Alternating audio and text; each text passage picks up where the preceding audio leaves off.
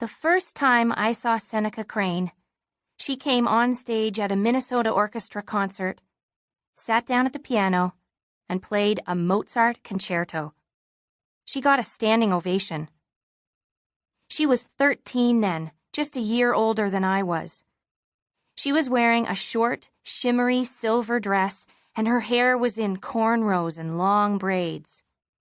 I was sitting near the front with my mom and my best friend Lucas, who's a girl, so we could see Seneca up close.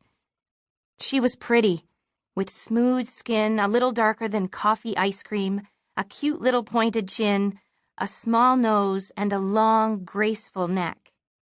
But when she came out and made that little bow musicians make before they play, what I mostly noticed were her eyes.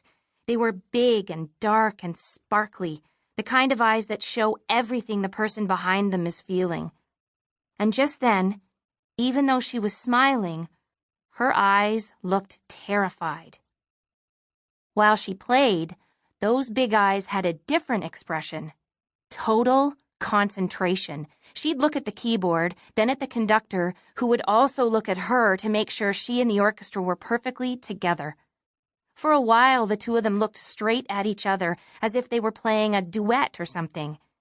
There was nothing scared about her now. She was in a whole different world, and you could tell she belonged there.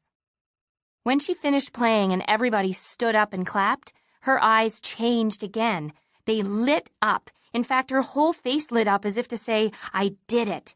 And her smile was nothing like the shaky one we'd seen before. This one showed bright, white teeth and big dimples. She looked incredibly cute. The audience loved her. I remember at that time thinking, I'd like to meet her, even though she was so pretty and so talented, and I usually don't like people who are too perfect. But because of her eyes and how scared she looked before she played, and how happy she was that she'd done a good job, I didn't envy her like I sometimes do with somebody like that. In fact, for some reason, I felt a little bit sorry for her. Even then, before I knew anything else about her, I had the feeling she needed a friend. Last fall, when she was 15 and I was 14, I got to be her friend, and so did Lucas. We were in Scotland together, where she was scheduled to perform a bunch of concerts with an orchestra, and the three of us became really close. And then something terrible happened to Seneca, and it was up to Lucas and me to help her.